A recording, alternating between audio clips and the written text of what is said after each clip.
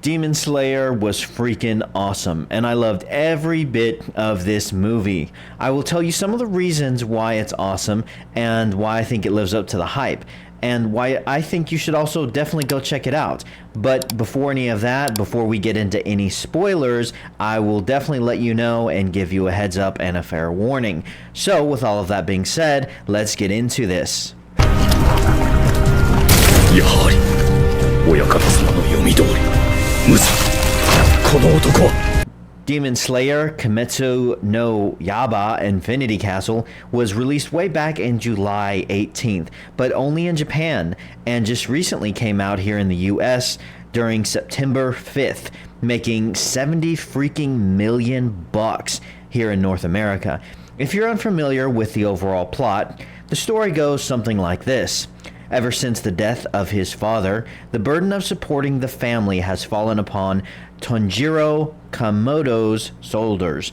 Though living impoverished on a remote mountain, the Komodo family are able to enjoy a relatively peaceful and happy life. One day, Tanjiro decides to go down to the local village to make a little money selling some charcoal. On his way back, night falls, forcing Tanjiro to take shelter in the house of a strange man, who warns him of the existence of flesh-eating demons that lurk in the woods at night. When he finally arrives back home the next day, he is met with a horrifying sight. His whole family has been slaughtered. Worse still, the sole survivor is his sister Nezuko, who has been turned into a bloodthirsty demon. Consumed by rage and hatred, Tanjiro swears to avenge his family and stay by his only remaining sibling. Alongside the mysterious group calling themselves the Demon Slayer Corps, Tanjiro will do whatever it takes to slay the demons and protect the remnants of his beloved sister's humanity. That's how the story begins way back in Season 1, and there's been 4 seasons out so far, each connected by a high-budget movie that's canon to the overall story. Infinity Castle is set up by Season 4 with the Hashira training arc, and we follow Tanjiro alongside several members of the Demon Slayer Corps, pursuing Muzan, the Demon King. The animation in this film is top tier, just like the other movies and seasons, but for me the most important thing is the story and the characters. This film does a great job mixing in-character motivations through flashbacks during combat so that you're never bored with too much endless dialogue dumps, but you're also never overwhelmed with endless fighting sequences. It's like what you might see in My Hero Academia or Record of Ragnarok, where you get to know the characters while they're fighting for their lives. And if you're familiar with the past seasons, then you won't be surprised with them doing that in Infinity Castle. There's even a specific demon, I won't say who, but he gets a decent flashback that lasts for, I would say, maybe a good 15 minutes, and by the end of it, I was fully invested in his story arc and what they were going to do with his character. The combat itself was fun and strategic, and the great sound design played well through the whole movie, especially if you go check it out in theaters. I will say that this movie doesn't pull punches, and there's losses on both sides, which adds to the tension as you never know who's going to bite the bullet next. It's fun and engaging, and if you've enjoyed the past seasons and movies, you're going to love this one. Also, you should know that this one is one of the first ones in a trilogy of movies that will adapt the final arc of the original manga, serving as a replacement for what would be the next show's 5th season. So, with all of that being said, let's talk about a few spoilers for the movie alongside the most recent season of Demon Slayer.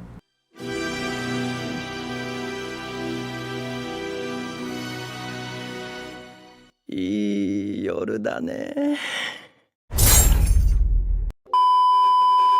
Did you guys know that for most of the people watching YouTube videos, only a small percentage of those people are actually subscribed to those channels?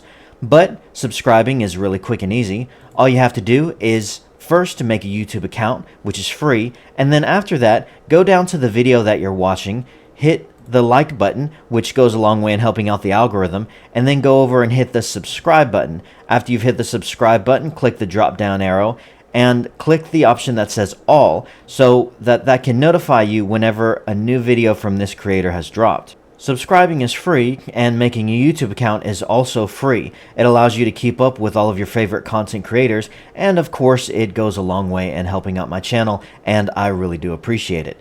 So with all of that being said, back to the video.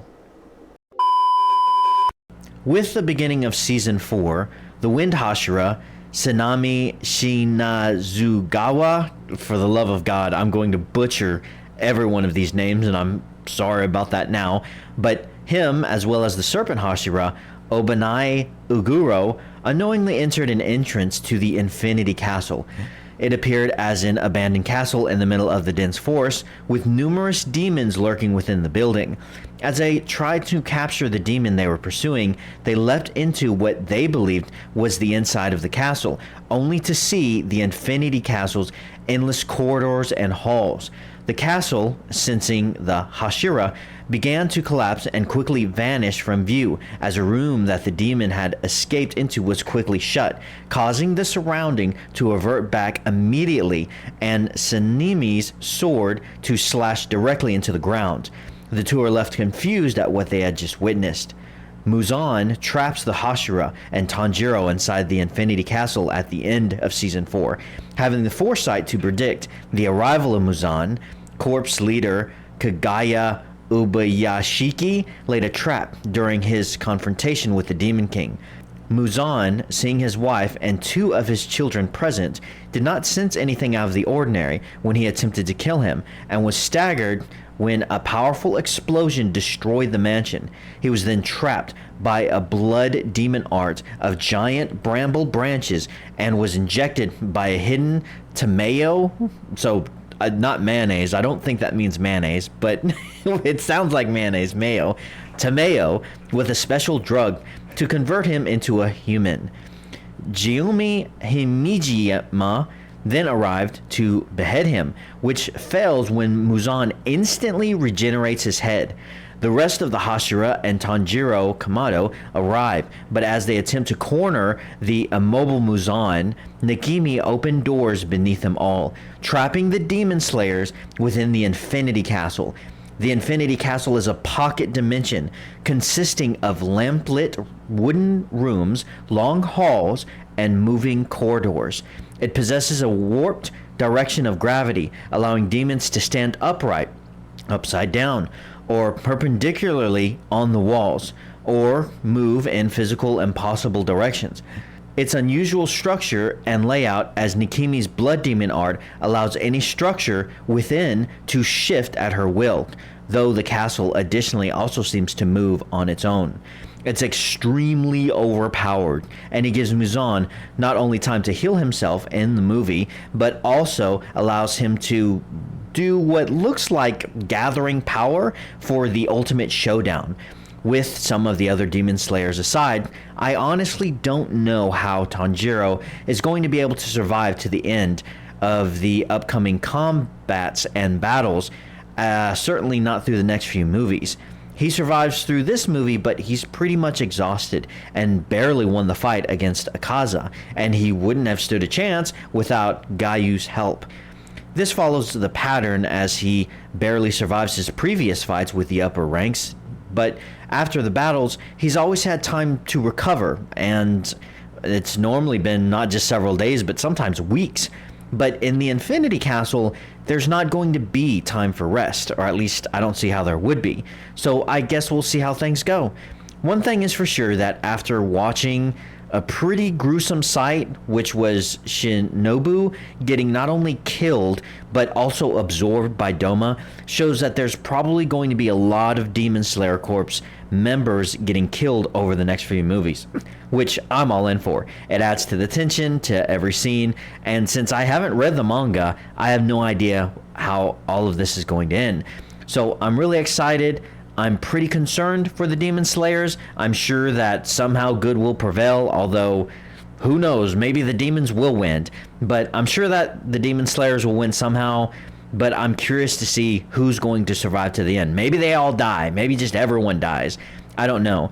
And we can't forget that also Nezuko is not inside of the Infinity Castle. She's still outside, and Muzan's entire goal is after Nezuko, to find her and I guess somehow absorb her or do something with her, because she has the key to sunlight, and that's his one weakness. Which also begs the question, if cutting his head off isn't good enough to kill him, and now he's going to morph into a super duper morphin Power Ranger, and they're inside the Infinity Castle where it doesn't look like any sunlight is getting through, how in the world are they going to feed him inside of that? So I don't know, and I definitely don't want anyone to spoil anything with spoilers in the comments, but I do want to know what you guys think. Have you seen Infinity Castle yet? Did you like the movie as much as I did? I really couldn't pick out much bad. I mean, there wasn't anything in the movie that stood out to me that I thought, wow, I didn't like that, or I didn't like this. I enjoyed most of it. I thought it was great. I thought the flashbacks were great. The combat was great. The, planning and how they maneuvered and the characters. It is very high pace, going by pretty quickly over the span of over a couple of hours. I think 2 hours and 30 something minutes in total. And the animation, everything was wonderful. But I would like to know your complaints if you do have any. What are you excited about? What are you excited to see? Do you think that this lives up to your height?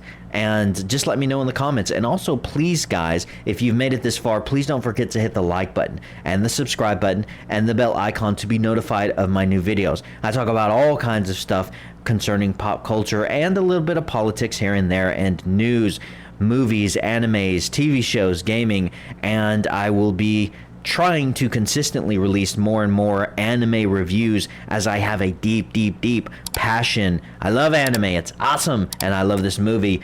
And I'd love to know what you guys think. So thank you so much, of course, for watching this. And until next time, guys, have a great freaking day.